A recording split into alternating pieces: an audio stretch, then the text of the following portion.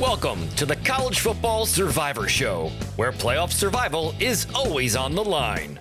Here's Shehan J. Haraja and Bobak Hayeri. Hey everybody, it's the College Football Survivor Show. I'm Bobak Hayeri with my co-host Shehan J. Haraja, national college football writer for CBS Sports. We are always glad to have you joining us and being part of this conversation. We're recording this on Thursday morning instead of our usual Wednesday afternoon spot because, like some kind of prescient vision, we're like Hafez or Paul Atreides. We are the Lizan al-Gaibs of college football, and apparently foresaw last night's revelation that conference realignment is back on the menu. Plus, there are some important games for the college football playoff race coming up this weekend. We will touch on those as well, as we are the Survivor Show. But before we dive in, let me remind you, you can find us on X and TikTok at CFB Survivor Show, where we have video highlights of the show, run polls, and listen to your feedback. Please take a moment to like, rate, and subscribe to us wherever you get your podcasts. But first things first, the Pac-12, well, it never left. I want to say the Pac-12 is back, but the Pac-2 is now the six-pack in some sort of way. So I love it. It's entirely on brand for Pac-12 After Dark. The news broke late last night, that the remaining Pac-2, comprising, of course, Oregon State and Washington State, we're going to bring in, and this morning it was confirmed at like 6 a.m. Pacific time. Again, I love how the timing of all of this. They confirmed that they are going to be poaching 4 of the teams from the current Mountain West. Those are Boise State, Colorado State, Fresno State, and San Diego State. So we're going to have 6 states altogether. Maybe it should be the Pac State. But this move comes 11 days after there was an announcement that the Pac-12 and Mountain West had failed to agree to extend a scheduling partnership they had until the 2025 season. At the time it occurred, they were saying it was about money, that the Pac-12 wasn't happy with the idea of spending $14 million for these games, which is a little bit higher than the average rate to schedule would typically be a non-conference opponent. And then the Mountain West felt it had leverage against the Pac-12. So one of these situations, honestly, there were rumors at the time that perhaps this was a sign the Pac-12 is looking to finally grab some of those teams, because from what we understood, that deal penalized taking individual teams, but not if you took all the teams out of the Mountain West. However, clearly that wasn't something the Pac-12 wanted to do. So now here we are in the situation. Now, just again, to put it in a little bigger context, the kind of abrupt destruction of the Pac-12 put them in an interesting situation. You had 2 teams left. The NCAA does not allow you to have a 2-team conference. You have to have a minimum of 8 teams to count as a conference. However, given the circumstances, they gave the Pac-12 a 2-year grace period to figure out what they're going to do. By all accounts, it seemed like the 2 teams left were going to simultaneously figure out if they can get an invitation to one of the remaining P4 conferences, or backfill, probably with the Mountain West, as we're seeing now, and reassemble the conference into an 8-team conference. But of course, right now, it's the Pac-6. They need 2 more teams. Now, we can start from there. All of that. Shehan, how are you doing? I just wanted to set this up because this is a big story that kind of didn't come out of nowhere. Just the timing. It's like, oh, we're already doing this? I thought this would be something we'd be talking about in December. Yeah, I was hoping that we could make it through a football season without setting everything on fire. I was also, frankly, just for the purposes of not blowing up the sport again, I was kind of it would be nice if those 2 schools just ultimately joined the Mountain West or merged in a sort of complete way, because then it would be over, right? Then there'd be no loose ends necessarily left. Now we've got 1,000 loose ends that are going to have a huge impact, not just on the Pac-12, not just on the Mountain West, but on Conference USA, potentially the American Athletic Conference, potentially the Sun Belt, potentially FCS and Division II and Division III. This is kind of, at least in the lower levels, setting off another chain reaction in so many ways. And it's funny, I was working on a story involving one of these teams. I think it'll be out by the time that this podcast comes out, a feature on Colorado State coach Jay Norvell. I don't think that we're going to get the SEO bump of people talking about Colorado State's coach the way that maybe we hoped in advance of the game against Colorado. But it was a good story. You should still check it out over at cbssports.com. But I was up at night because I'm still somehow a college student at heart doing work at 11:30 p.m. The night before the assignment is due, and then this news breaks, and it is just, when I say that there was no indication that it was coming in this timeline, I mean there was no indication it would be coming this soon. It's week 3.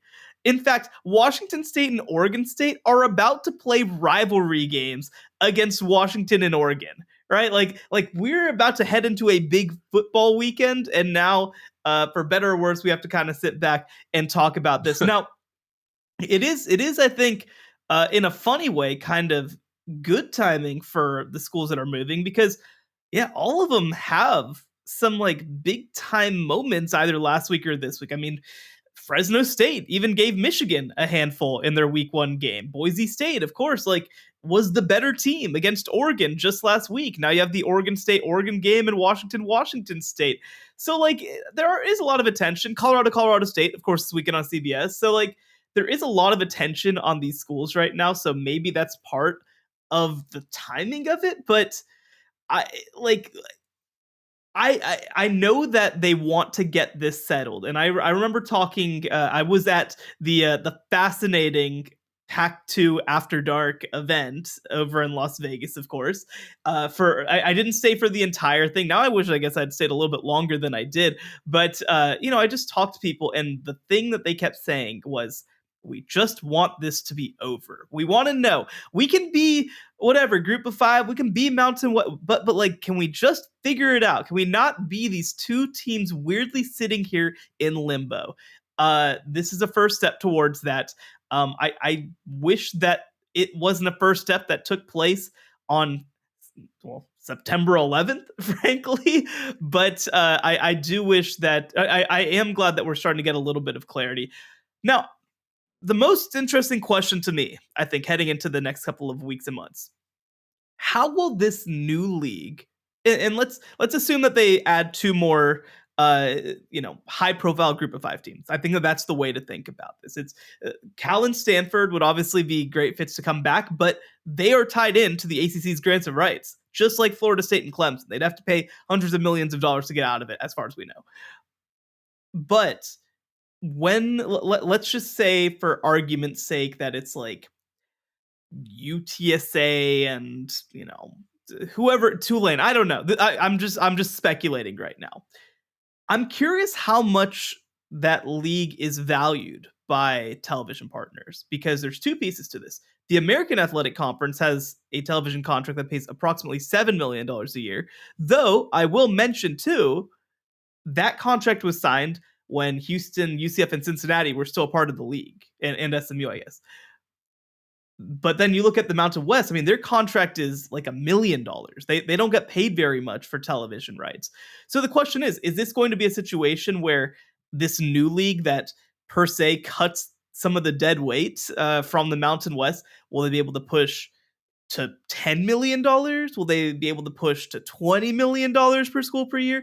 I think that's sort of the decisive question about whether this venture is going to be a success. No, I think that's a great point. One thing I just want to say, the only thing I can think about the timing is, given the fact that we're getting the Apple Cup and the Civil War, those rivalry games for the 2 remaining Pac-2 members, this suddenly gives those games a lot more spice. But I still am surprised, though. It still doesn't. It's the only way I can possibly legitimize dropping that news now. But as for where the conference is going to go, I agree. I think they've only added 4 teams because they're hoping somehow Cal and Stanford will come along. I mean, I believe the numbers are, because even though they decided not to renew the deal between the Mountain West and the Pac-2, it hasn't expired yet. It would expire, July 2025, when you get that kind of academic calendar, sports calendar reset. So by all accounts, the numbers say they're going to, perhaps the Pac-12, which of course got money from the departing members. They basically settled and said, like, fine, you 2 can just keep all of this money, just stay out of our hair. it means they're going to have to pay out what might be something in the realm of $100 million, $110 million just to get those 4 teams from the Mountain West to join them. So they're already on the hook for some money. I don't know how that grant of rights works for the 3 additional teams. I mean, SMU is also part of it, obviously. It would be enforced the exact same way.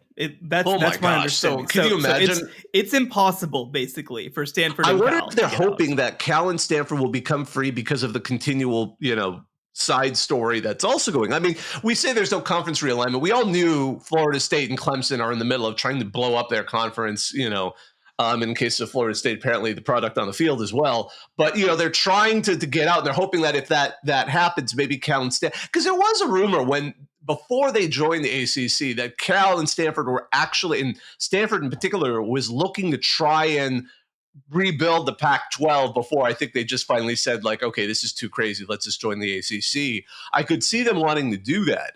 I know from contacts within the Mountain West that the assumption is the next team up would probably be, if Cal and Stanford aren't possible, would be UNLV, which kind of fits because they're a team on the rise, not just the product on the field, but ever since they went from Sam Boyd to Allegiant, which is that fantastic facility, suddenly they're a little more of an attractive, they're in a major market, they're an attractive team, and if they get going, like San Diego State, they could be one of those perennial sleeping giants that could arise.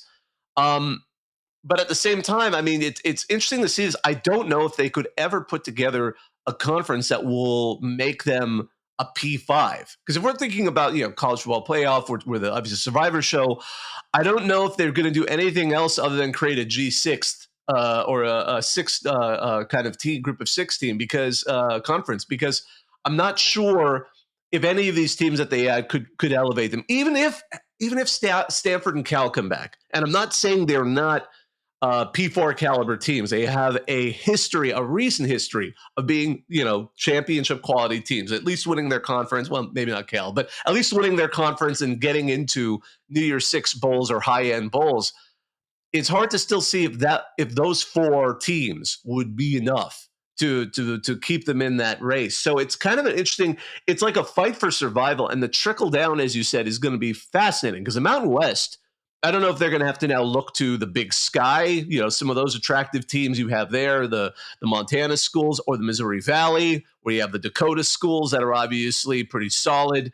It's been interesting to watch these first couple of weeks as schools from those 2 conferences have been either winning or coming awfully close. Like we saw Idaho, what they did for Oregon. We actually just saw one of the South Dakota State, give Wisconsin their handful this past weekend. So those teams seem to be ready to kind of move to the G5. It's just been a big question if they ever would. I mean, historically, North Dakota State said we're good just being the kings of FCS, but things change. It'd be interesting to see that.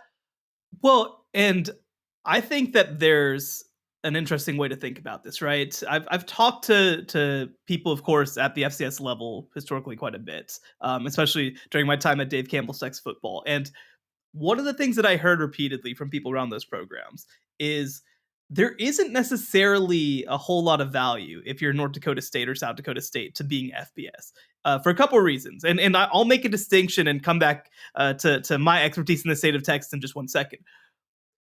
If you're North Dakota State and you move up levels, the level of like pure financial investment that you're going to be able to put in is going to be on the lower end of the FBS. It's not going to be last, but the question is, from an investment perspective, a pure investment perspective, especially in an era where like collectives and major NIL and all this stuff are going to be factors, rev share, all these things.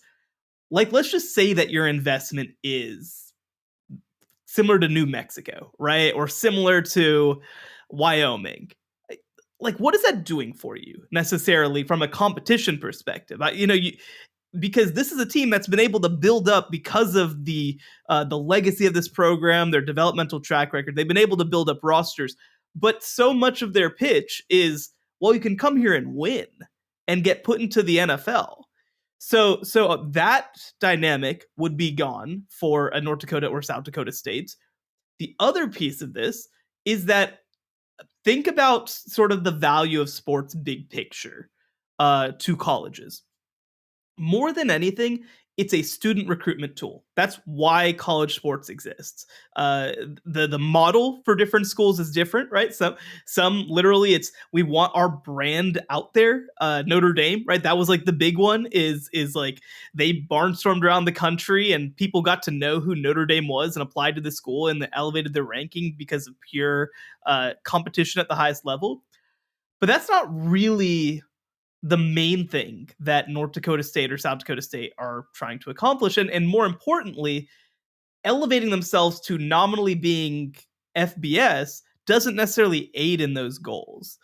Right? You're in a situation where most of the kids who go to these schools are kids from the region, whether it is the actual Dakotas, whether it is Minnesota or other Midwestern states. Like most people are going there for a reason. So I would make the distinction to a place like Texas, where you have such a saturated market of universities. I'm in Dallas, right? So a great example of this is if you go hour and a half southwest, you hit Charleston State University. If you go northeast an hour, you hit Texas A&M Commerce. You go a couple hours down I-35, you hit Texas State. There's North Texas. There's all these schools.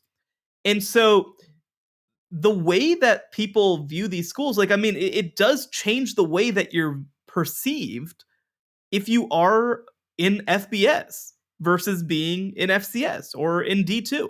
Right? Like Tarleton moved up because they want to be considered with they eventually, I think, want to be an FBS so that they can be considered with the North Texases, so that they can be considered with the UTSAs, the Texas States, as opposed to the Midwestern state universities or West Texas A&M. So I think that the model just has to be looked at a little differently from a lower school perspective. So all that to say, so we are going to see movements not just in the Mountain West. I mean, again, this is all speculation right now. This is not reported as yet. This just happened 12 hours ago. But what I would imagine happens is, okay, let's say that that this new venture, the new Pac-12, is able to, let's say that they're able to swing big. They get Memphis and they get Tulane, right? Like, let's just say that's possible. Again, we're gonna have to kind of wait to see whether the money is right, because you have to get an AAC school. Like you gotta outdo the $7 million a year that they're gonna be earning with their television contract. But let's just say that happens. That means that the remaining Mountain West schools, 8 of them, they'd be okay to be eligible as they are, but most likely they're going to try to backfill. Most likely they're going to say, hey, is there any value in a Conference USA school? Is there any value in any of the other AAC schools that maybe got left behind by the 2 who would leave? Well, then all of a sudden Conference USA decides that they have to backfill, and they are much more likely to pull from the FCS, especially southern states in the FCS. And then the FCS will pull from, a lower FCS, and those schools will pull from D2. And by the way, my beloved Lone Star Conference is once again on the chopping block in Division 2. So all this to say, there's a way that this could have happened that could have been relatively effortless. And this is the opposite of that. It's funny you bring up the Lone Star Conference, because it made me think of a particular scenario on the FBS level that could occur. Because when the Lone Star Conference took over some of those Northwest schools, that were kind of isolated as football dried up over there, the team that got kind of left in the lurch was that one random D2 Canadian school, Salmon Fraser, because they didn't want to offer them, because it's like that's a whole headache to even make that team work to begin with. Now, in the Mountain West, there is one team that is football only, that is in kind of a precarious position in all of this, and it's Hawaii, because they're watching all of this and they're not dumb. They know the situation. Oddly enough, Cal and Stanford would make it more attractive for Hawaii, only because Olympic sports are what they're actually good at on the islands. And obviously Cal and Stanford, especially Stanford, are Olympic sports, kings, and they would love that option. But I always think of what happened to the Sun Belt about, 5-6 years ago, when they decided, we're going to have to condense down, and then they built up again. But to do that, they pushed out 2 teams. They pushed out New Mexico State, which was football only, and Idaho, which was football only. We watched New Mexico State go through some tough independent years and eventually find themselves in Conference USA. And we watched Idaho become the first team to step down in the recent memory and recent history to step down to FCS, where they've been fine. They've actually been great. I'm wondering if what happens to Hawaii in all of this. I think that's going to be a concern. I've heard speculation that they might consider dropping down to FCS, only because, oddly enough, that would maybe make more money sense for them, because the rest of their teams are all in the Big West. The Big West. And then it's funny because it's confusing Oregon State and Washington State. The rest of their teams are in the Western Athletic, or the West Coast Conference. West I always Coast get Conference, confused because yes. I remember the old WAC. I always want to blur those together. So I'll be curious to see where they go. They've done the FBS independent thing. I don't know how sellable that is anymore. Hawaii's legislature pays 16% of Hawaii's annual athletic budget, so they're going to be a big stake in this. It's fascinating to see what goes over there. But to me, there's two funny scenarios that could still come out of this. Somehow there's enough of a delay that Boise State, Colorado State, Fresno State, and San Diego State end up as voting members of the Pac-12, and they'll remember, especially Boise State and Fresno State, how anytime they would get mentioned for Pac-12 expansion, the thing would be said, the California schools just don't see them as an academic fit. I mean, USC and UCLA are part of this, but they're not in the conversation anymore. And I would love them to say, Cal and Stanford, you're not an academic fit for us anymore. We don't think you belong. That would be the perfect comeuppance. Or I'd love to see this all work out. Cal and Stanford rejoin, and one of those teams win the ACC on their way out the door, because that would be the most hilarious. That would just be the icing on the cake. That would be the cherry on top if somehow Cal walks away with their Twitter warriors and all of that with an ACC championship. I would hang that banner above every other, because it would just be so delightful. But my goodness, I cannot wait to see where this goes. This is an ongoing story. Who knows where it's going to go? We didn't expect to be talking about it. I don't think anyone did. But here we are. Conference expansion is back on the menu. Well, and I want to take this to the playoff just for 1 second. So when the Pac-12 lost 10 of its 12 members, they were removed as an auto bid conference in the college football playoff, right? It was supposed to be a 6-6. Now it's a 5-7 because of that. And I think it's probably unlikely that they would get an auto bid again, right? They're probably going to be competing with the Group of 5 champion for that spot whenever they get back up to 8 teams in 2026. Now, I think that this really is a brutal position to put the other Group of 5 leagues in, right? Like this is I think, like, if you're a Sun Belt team and there's all of a sudden maybe like a G5 super conference coming up, like this was the opening in so many ways for these other schools to potentially have a chance from the Sun Belt. I mean, Northern Illinois, we're talking about this year from the MAC. Well, if there's a true kind of Group of 5 Super League that comes out of this, I think that that's brutal for what the playoff means. The other thing, too, that I want people to remember is that the contract for the college football playoff is up before the 2026 season. So what that means is that there's no guarantee that any auto bid, any size is still written into this. How does it impact things if when we're heading into 2026, there's true chaos at the Group of 5 level? I think that, look, I think it's very likely that there will still be that one G5 access spot, but this could potentially shake things up quite a bit. And I'll tell you what, I think it was Ralph Russo who had the tweet earlier that was basically like, let me find it. Oh yeah. This was always the best move forward for the Pac-2 to create a best of the rest conference and make it streamlined so there would be fewer mouths to feed.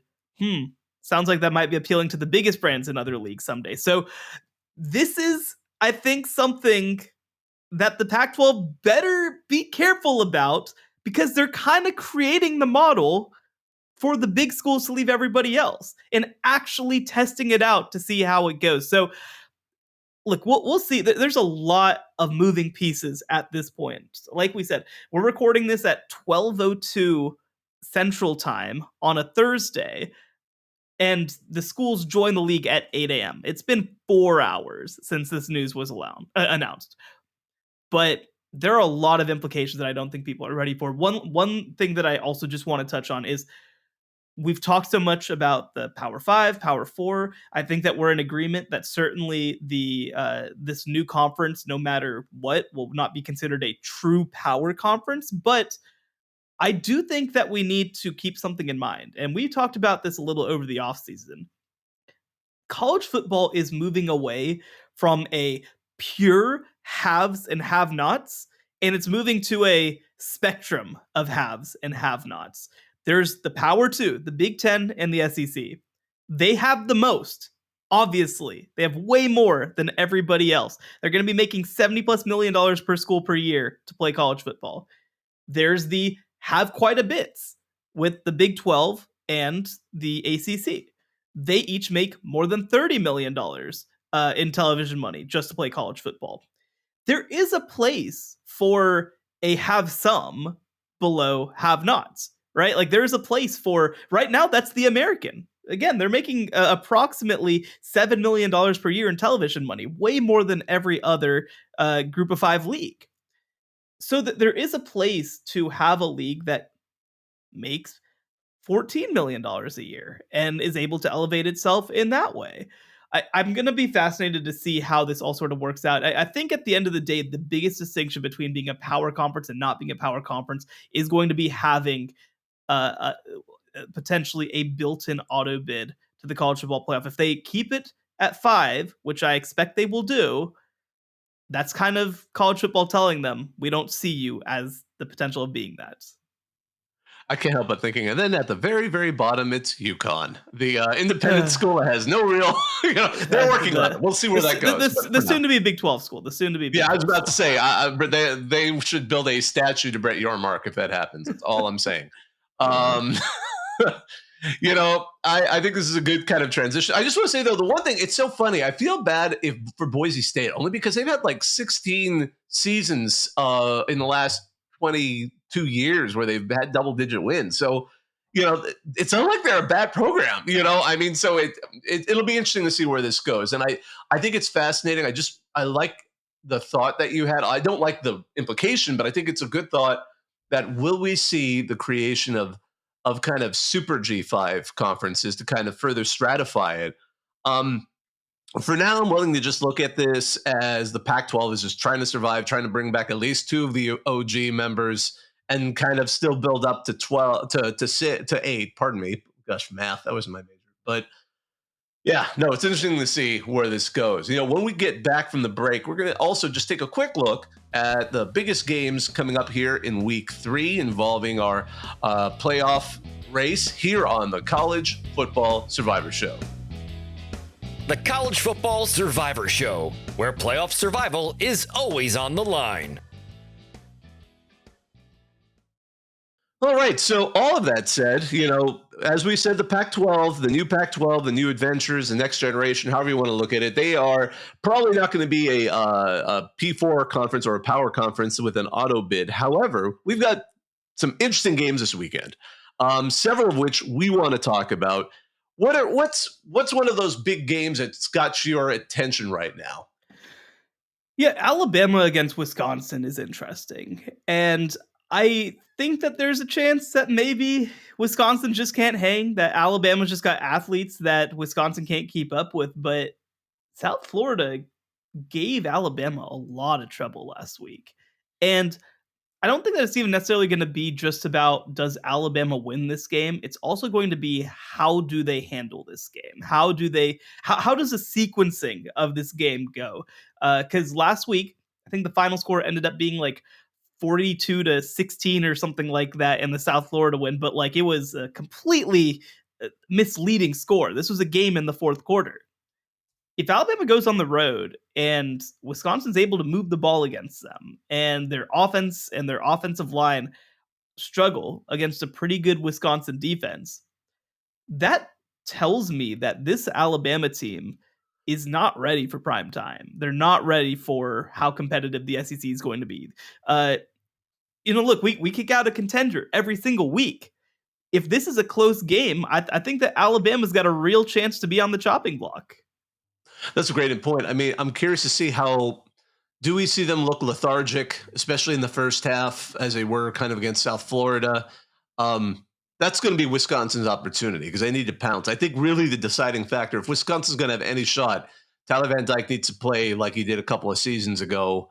Not last season, but a couple of seasons ago for Miami, and just kind of put some numbers up there. But I'm not sure if that's going to be possible against that raw talent of Alabama. I'm not sure Wisconsin can stop the run. So maybe I'm curious to see what I'm confident enough in the Alabama defense. I'm sure that's going to keep them in the game and is probably just going to let them figure out whatever they're going to figure out on offense. But what I'm most looking at is how that Alabama offense pops up again in this game. I want to see them put up a lot of points. And nothing against the Badgers, but if we're going to keep them as part of our survivor group, at least for now, I think you're absolutely right. We have to see Alabama look a little bit more like the kind of scary Alabama team that they historically have been. And it's great that they're going up to Camp Randall. I love that. It's going to be a fun atmosphere. It's the kind of games we've always liked to see, especially, when they're not neutral site games. But yeah, I'm curious to see how they can do it. I mean, what would be the big what areas of the Alabama, it could be offense or defense. I know I'm focusing on offense, but what areas would you like to see the most improvement in to feel more confident in where Kalen DeBoer's first year is going? Well, I think that I want to see some passing efficiency. I picked Jalen Milroe as my preseason Heisman favorite, and technically his stats are still good, right? Like technically he's thrown for 400 yards, completing 66% of his passes, 5 touchdowns, no interceptions. He's obviously run for 4 touchdowns as well, but like it hasn't been very consistent, right? Like it hasn't been very effective in strong doses. I need to see more passing efficiency and consistency from this team. And they certainly have the receivers to make it happen, but like it's cool that Ryan Williams can just break off a play anytime he wants, but that doesn't actually tell me all that much about Alabama's offense or Alabama as a team. I also want to see them just protect better. Some of this really does have to do with that Jalen Milroe, and some of it's his fault. Some of it he has to kind of just sit back and like just work the pocket a little more than he does. But I really need to see them kind of take that step in terms of just having a consistent, cohesive passing offense against a team that obviously, I mean, Luke Fickell has a strong background in secondary coaching.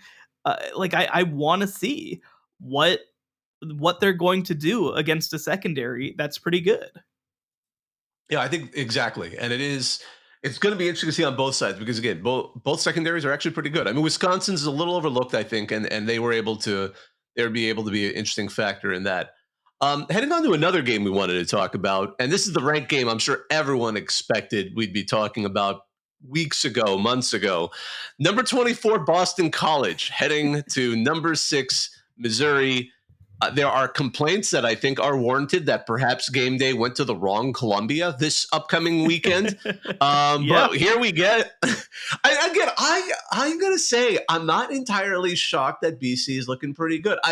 I had some faith in Bill O'Brien, and I know I went on the record saying that. It sounded a little crazy, but here we are. I'm not saying they're going to win it all yet, but Thomas Castellanos, it'll be interesting to see how he does against that Mizzou pass defense because that's been a big factor for the Tigers. The offense obviously is excellent as well. We've talked about that. They've got a good manager in Brady Cook, a couple of new running backs to kind of replace in aggregate their excellent running back from last season who's now in the NFL, as well as obviously Luther Burden the third. Ooh, what a day.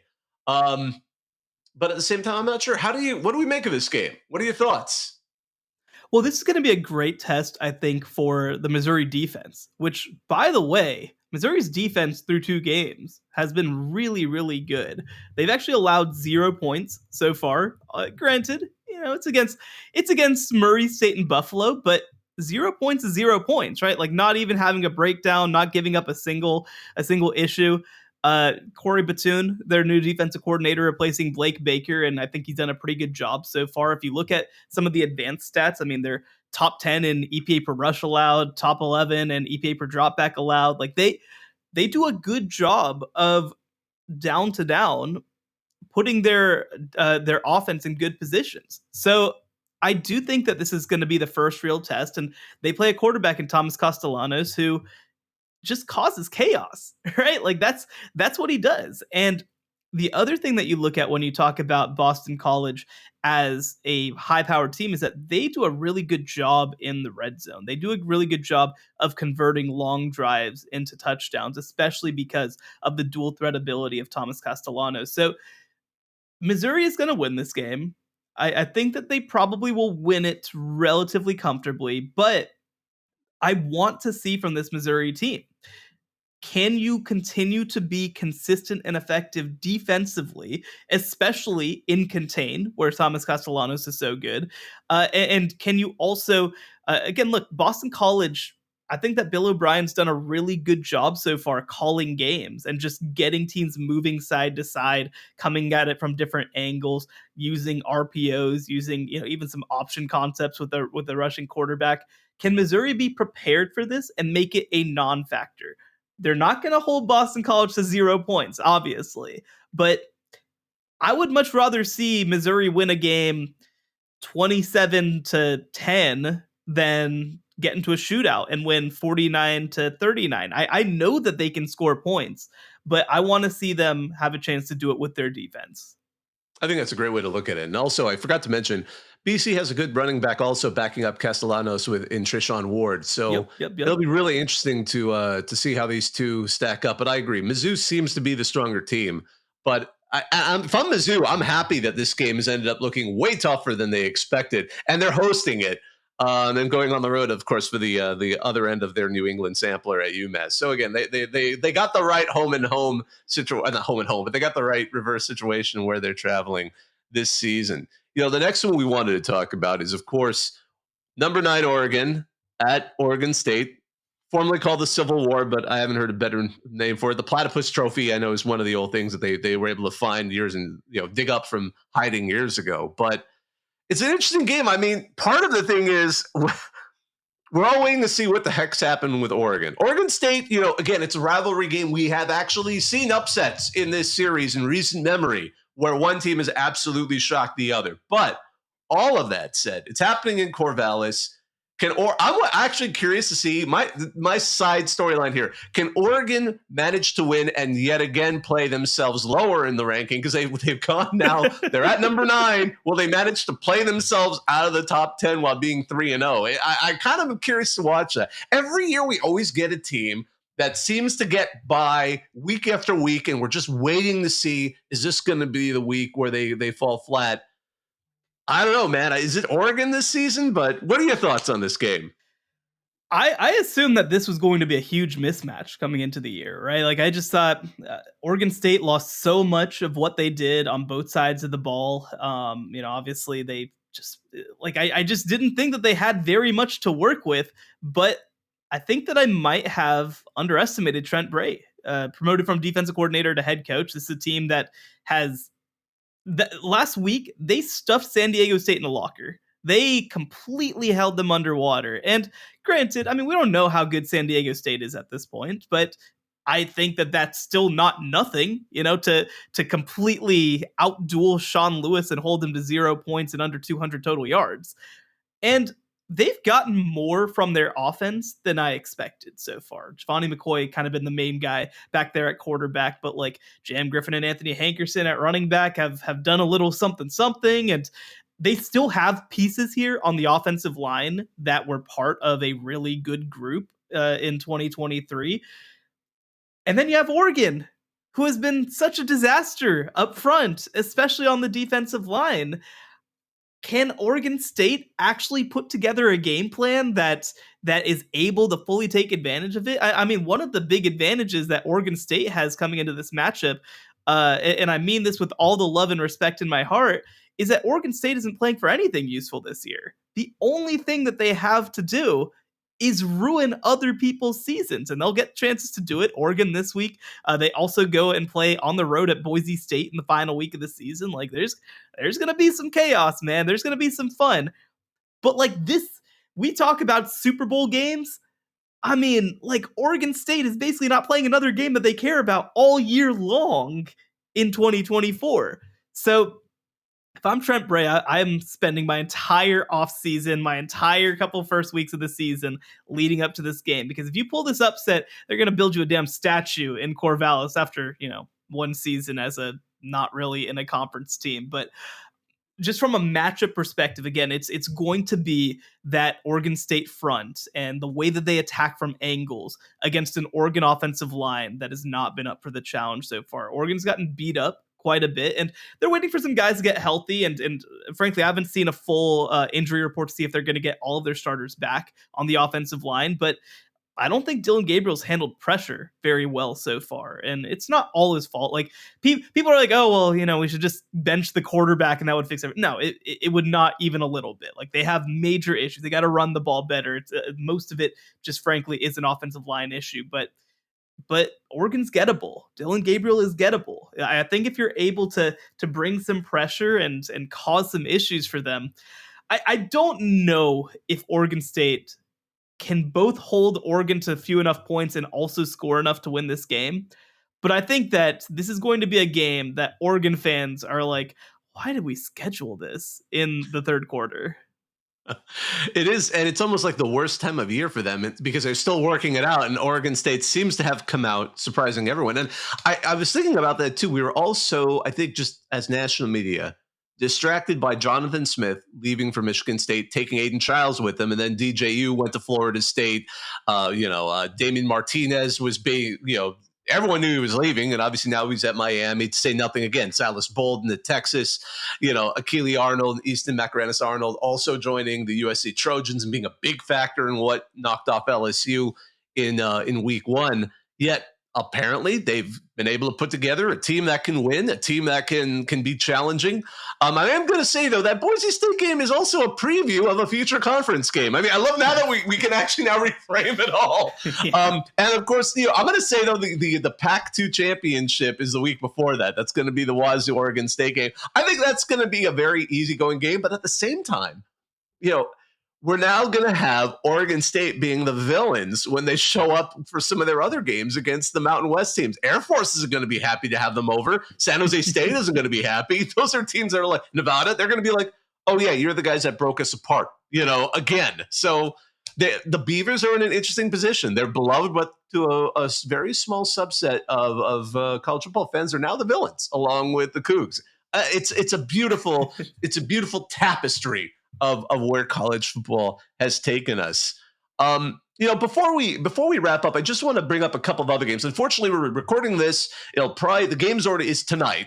This is an interesting week where there are, I would argue, 4 games for important to serious G5 competitors. We've got tonight, which will be resolved by the time you see this. Arizona State's heading to Texas State in a game against someone who I know you, Shehan, are a big fan of as a G5 dark horse contender, not only to win the Sun Belt, but get that spot. On Friday, we have UNLV, which has been looking awfully strong, going to Kansas, which is still reeling, I think, off of that loss last week to Illinois. Memphis is going to still play Florida State. The luster of that game is a little off, but Memphis still needs to win in Tallahassee for them to be credible as a potential G5 playoff contender. And then I'm going to still put Tulane in this because they had a respectable loss to K-State. And they're going to Oklahoma, part of the Willie Fritz sampler that the Sooners are now facing because they had a tougher than expected game against a team that was considered to be, along with Arizona State, the 2 worst teams in the Big 12 in the preseason poll. Surprise, surprise. Willie Fritz has got Houston challenging. So I'm very curious to see how Tulane does in Norman. And then one other game I just wanted to mention, we do have, I think, one other playoff relatively important game, and that is 2 of the many Big 12 contenders. Number 20, Arizona on Friday, is going to be at number 14, Kansas State. Which of those games has you most interested? Yeah, the Arizona-Kansas State one is interesting because I think that, obviously it isn't a conference game, but I think that for our purposes, it's going to be an elimination game from playoff contention for these teams. Kansas State, of course, has their game against Tulane last week that goes a little interestingly. And I think that they need to reestablish themselves as showing, hey, no, we are one of the top contenders in the Big 12. And Arizona has had a really slow start to the season with their game against New Mexico, where they allowed 39 points and then struggled to score the ball against rival Northern Arizona. So this is a prove it game to me for both of these programs, both these teams.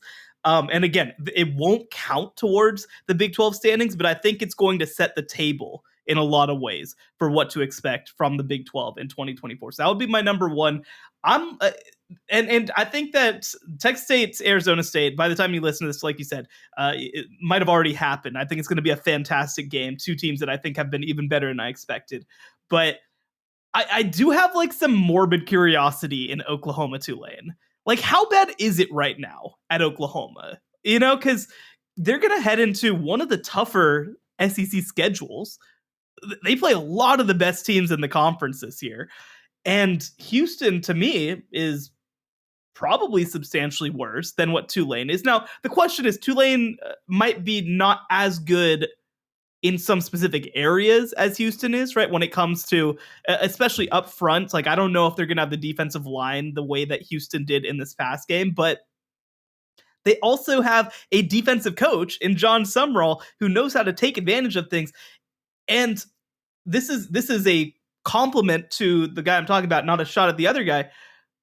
They're going to have the better quarterback in this game with Darian Mensah in the way that he's playing right now. And Jackson Arnold, I think, is totally on track, totally fine. But Mensah is way ahead of schedule. He just outplayed Avery Johnson last week. And frankly, Tulane had a chance to win that game because Darian Mensah was so good. So it's not going to be a game that actually has, I guess it could have playoff implications down the road if Tulane is the team that comes out. I think that a win over Oklahoma would be enough. I don't know that Oklahoma necessarily has the goods to get into playoff contention, but that's a game that I'm going to have one eye open, just kind of looking over like, what's happening over there?